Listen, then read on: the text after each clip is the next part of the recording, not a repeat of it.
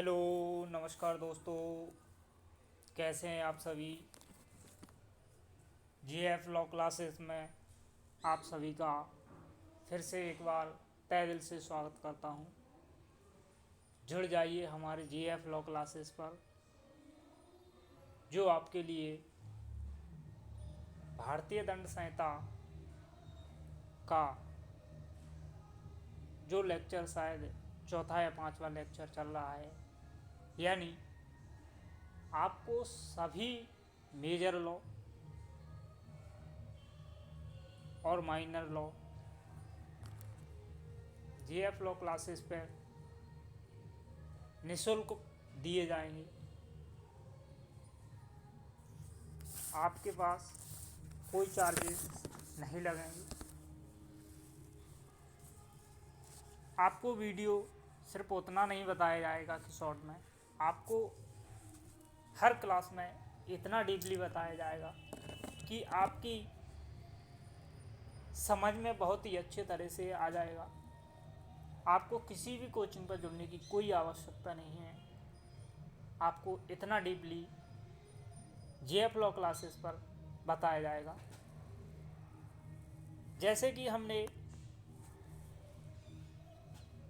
पिछले वीडियो देख चुके होंगे आप, तो उसमें आपने देखा होगा कि हमने कितने अच्छे तरीके से आपको समझाया है।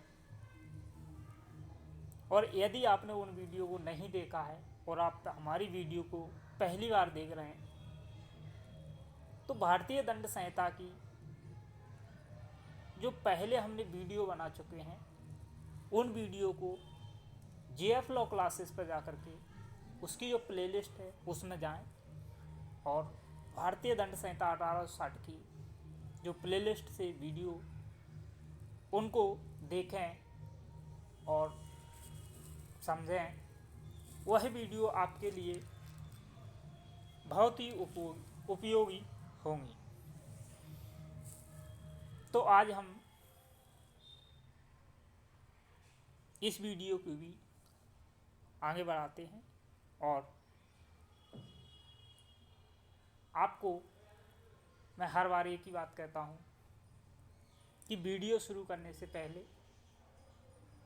हेडफोन का उपयोग करना है, पेन लेना है, कॉपी लेना है, पेयर एक्ट इत्यादि चीज़ों को हमको लेके बैठना है।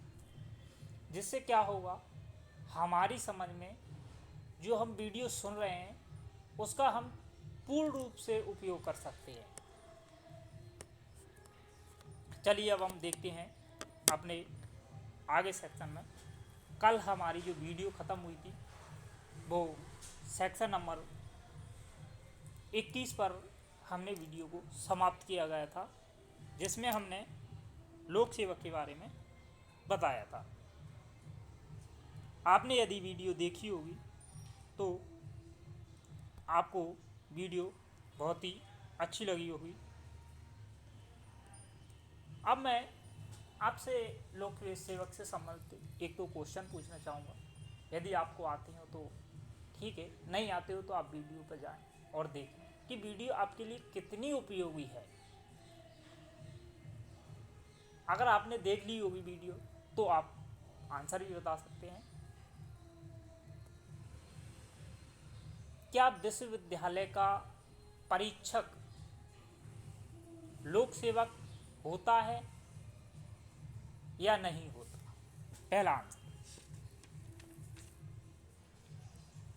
दूसरा क्वेश्चन है, नगरपालिका का आयुक्त लोक सेवक होता है कि नहीं होता? पहला बताया मैंने, यूनिवर्सिटी का एग्जामिनर। दूसरा, नगरपालिका आयुक्त। अब ये लोक सेवक होती है कि नहीं होते, ये कल मैंने आपको उसमें अच्छे तरीके से बताए थे और इनको याद करने के लिए भी बोला था। तो जो विश्वविद्यालय का परीक्षक है ना, एग्जामिनर है, वो लोक सेवक नहीं होता, और ये हमारा नगरपालिका आयुक्त तो लोक सेवक होता है। तो आपको याद रखना। एक क्वेश्चन और पूछूंगा। एक मजिस्ट्रेट है जिसको किसी मामले को केवल सुपुर्द करने की शक्ति प्राप्त है, तो क्या वह मजिस्ट्रेट न्यायाधीश के अंतर्गत आता है? अगर आपने कल देखा होगा तो उसमें मैंने बताया था कि जो सुपुर्द करता है मजिस्ट्रेट, वो न्यायाधीश के अंतर्गत नहीं आता। ये तीनों क्वेश्चन आपके लिए बहुत ही महत्वपूर्ण हैं, आपको याद रखना है। एक कुछ सेक्शन में बताया गया है, तो ये हमारे बताया गया है सेक्शन नंबर 19 में क्या बताया गया, न्यायाधीश को बताया गया है। आज हम चलते हैं सेक्शन नंबर अपने 22 से स्टार्ट करते हैं। ये रहा हमारा सेक्शन नंबर 22 किसके संबंध में है? जंगम संपत्ति। हमारी जंगम संपत्ति क्या होती है? तो पहले तो ये देख लें कि संपत्ति कितने प्रकार की होती है। तो संपत्ति होती है हमारी दो प्रकार की। संपत्ति कितने प्रकार की होती है दोस्तों? संपत्ति होती है दो प्रकार की। कौन सी संपत्ति? जंगम संपत्ति और स्थावर संपत्ति।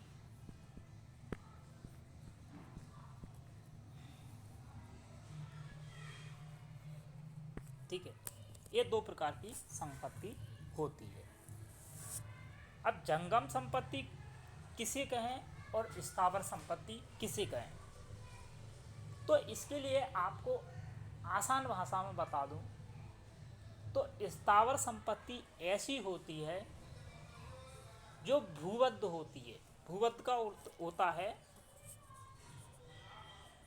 जिसको हम एक स्थान से दूसरे स्थान पर नहीं ले जा सकते। एक स्थान से दूसरे स्थान पर नहीं ले जा सकते, मतलब उसका ट्रांसफ़र हम आसानी से नहीं कर सकते, या कहें कि उसका ट्रांसफ़र होता ही नहीं, उसका हस्तांतरित नहीं किया जा सकता। वो होती है हमारी स्थावर संपत्ति। अब सर जंगम संपत्ति क्या होती है? तो जो हमने संपत्ति पढ़ी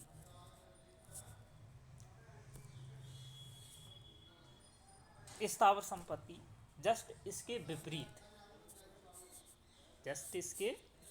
विपरीत कौन सी संपत्ति होती है? जंगम संपत्ति। मतलब जंगम संपत्ति को हम चल संपत्ति भी कहते हैं। कौन सी संपत्ति? चल संपत्ति भी कहते हैं। अब आसान भाषा में मैं जंगम संपत्ति के बारे में बात बताऊं या चल संपत्ति के बारे में बात बताऊं, तो चल संपत्ति अपने आप शब्द में ही यह लग रही है कि चल संपत्ति का मतलब होता है चलना। चल संपत्ति का मतलब क्या होगा? चलना।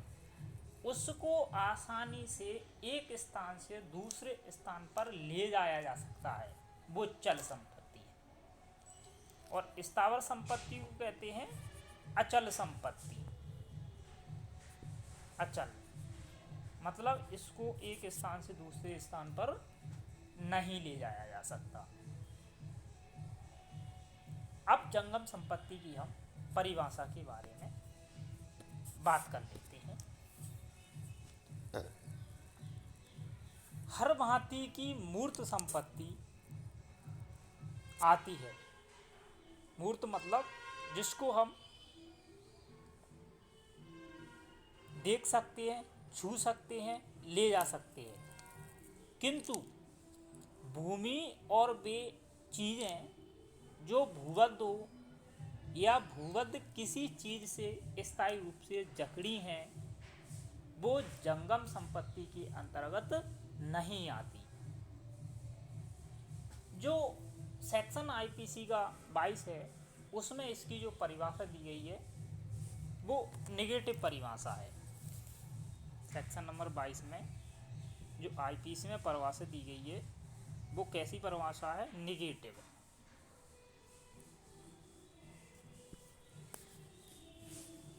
तो इसको साधारणतः जंगम संपत्ति या चल संपत्ति ऐसी संपत्ति होती है जिसको एक स्थान से दूसरे स्थान पर ले जाया जा सकता है। जैसे उदाहरण के लिए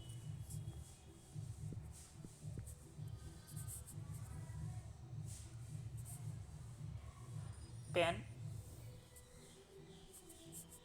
कॉपी, ये सभी आसानी से ले जाया जा सकती है। अब आता है सेक्शन नंबर 23। सेक्शन नंबर 23 कहता है सदोष अभिलाभ और सदोष हानि। तो सदोष अभिलाभ क्या होता है और सदोष हानि क्या होती है? तो सबसे पहले आता है सदोष अभिलाभ।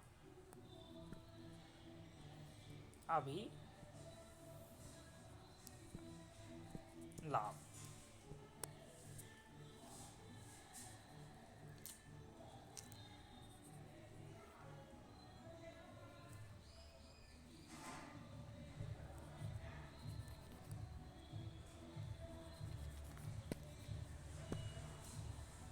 सदोष अभिलाभ।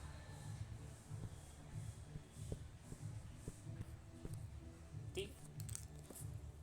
तो सदोष अभिलाभ जो प्राप्त किया जाता है वो किया जाता है अवैध साधनों द्वारा। कैसे प्राप्त किया जाता है?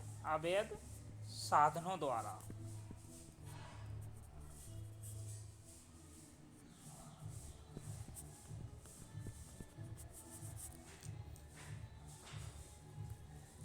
लेकिन जिसका जो व्यक्ति उसको प्राप्त करता है वह व्यक्ति उसका वास्तविक हकदार नहीं होता। जो अपने कब्जे में लेता है वह वास्तविक हकदार उस संपत्ति का नहीं होता, तो वो सदोष अभिलाभ कहलाता है। यानी एक ऐसा व्यक्ति जो किसी संपत्ति को अवैध साधनों द्वारा अर्जित करता है और वह व्यक्ति उस संपत्ति का वैध रूप से प्राधिकृत अधिकार नहीं रखता, तो वो सदोष अभिलाभ कहलाता है। अब आता है सदोष हानि। सदोष हानि इसके जस्ट विपरीत है कि कोई व्यक्ति विधि विरुद्ध साधनों से ऐसी हानि उठाता है जिसका वह हानि उठाने के लिए वैध रूप से प्राधिकृत है। हानि वैध रूप से उठा रहा है कोई व्यक्ति। अब आता है सेक्शन नंबर 24।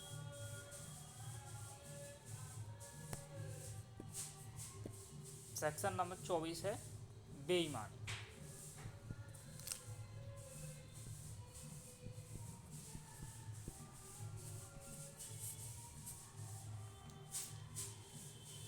जो कोई इस आस से कोई कार्य करता है कि एक व्यक्ति को सदोष अभिलाभ करे या अन्य व्यक्ति को सदोष हानि करे, वह कार्य जो बेईमानी से करता है बेईमानी कहलाती है। मतलब इसमें ये सीधी बात ये है कि एक व्यक्ति को सदोष अभिलाभ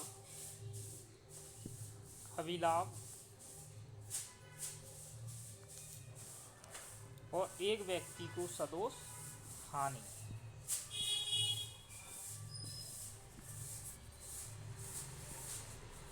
दूसरे व्यक्ति को हानि होती है और एक व्यक्ति को लाभ होता है, यह बेईमानी के अंतर्गत आते हैं। अब आता है सेक्शन नंबर 25। सेक्शन नंबर 25 कहता है, सेक्शन नंबर 25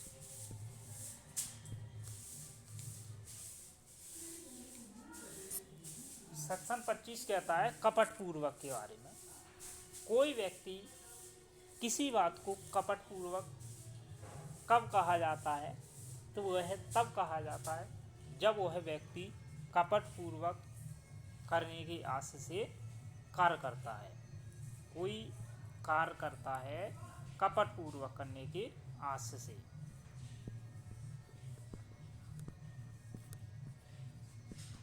तो वह कपट पूर्वक कहलाता है। अब आता है हमारा सेक्शन नंबर 26। सेक्शन 26 कहता है विश्वास करने का कारण। अब बात ये आती है कि आप भी देखते हैं कि किसी व्यक्ति पर विश्वास क्यों किया जाए, हम किसी व्यक्ति पर विश्वास क्यों करें। तो ये जो परिभाषा दी गई है ये आईपीसी की धारा 26 में दी गई है। आईपीसी की धारा 26 बताती है कि विश्वास करने का कारण क्या है। तो इसका विश्वास करने का कारण है पर्याप्त हेतु को होना चाहिए। यदि पर्याप्त हेतु को होगा तो विश्वास करने का कारण होगा। पर्याप्त हेतु मतलब आप किसी का विश्वास जीतें तब यह विश्वास करने का कारण होता है।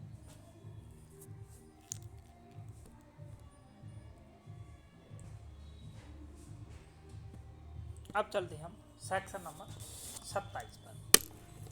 सेक्शन नंबर 27 से पहले हम हेडिंग पढ़ते हैं। और सेक्शन नंबर जो 27 है वो बहुत ही इम्पोर्टेंट है, यानी महत्वपूर्ण है, उपयोगी है सभी परीक्षाओं के लिए। इसमें कहा गया है पत्नी, लिपिक या सेवक के कब्जे में संपत्ति। इसका क्या अर्थ है?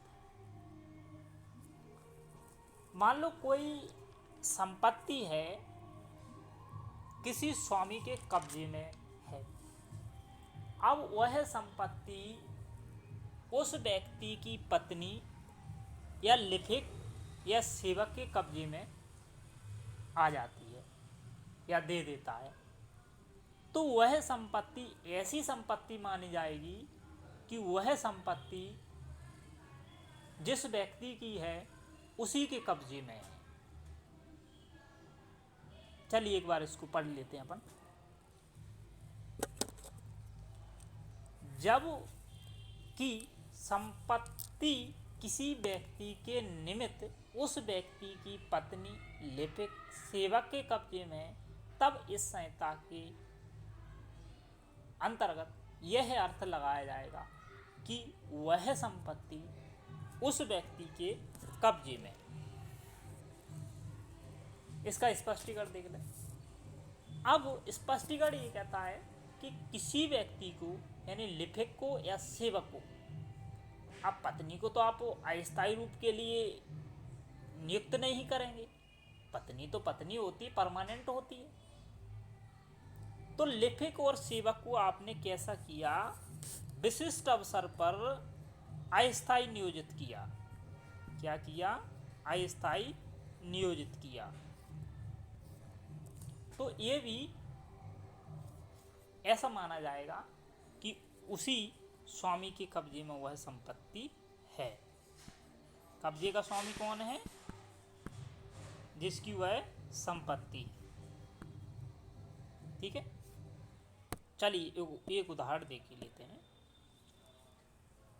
मान लो ये एक स्वामी है, ये कौन है? स्वामी है, और बी एक सेवक है। तो ए ने अपनी संपत्ति को, ये कौन है? स्वामी है, और ये कौन है? सेवक है। एक ले लो कोई भी। अब क्या किया, ए ने अपनी संपत्ति को उसकी देखरेख के लिए बी को नियोजित किया, सेवक है वो उसका। तो अब जो बी के जो कब्जे में संपत्ति है, जो देखरेख कर रहा है, तो वो संपत्ति का स्वामी ऐसा नहीं माना जाएगा कि वो बी है। उस संपत्ति का स्वामी ऐसा माना जाएगा कि ए है, क्योंकि वो उसका सेवक है। तो उसके सेवक की जो सेवक वो देख रेख कर रहा है, तो वो संपत्ति वास्तविक तौर में तो किसकी है? स्वामी की है। तो ये अब आपको बिल्कुल सही तरीके से समझ में आ गया होगा। अब हम एक सेक्शन और पढ़ लेते हैं, सेक्शन नंबर 28, कूट कलर के बारे में। ये सेक्शन भी इम्पोर्टेंट है, थोड़ा इस पर चर्चा कर लेते हैं। सेक्शन नंबर 28 कहता है हमारा कूट करण के बारे में, कूट करण। और एक सेक्शन और आता है आईपीसी में 463,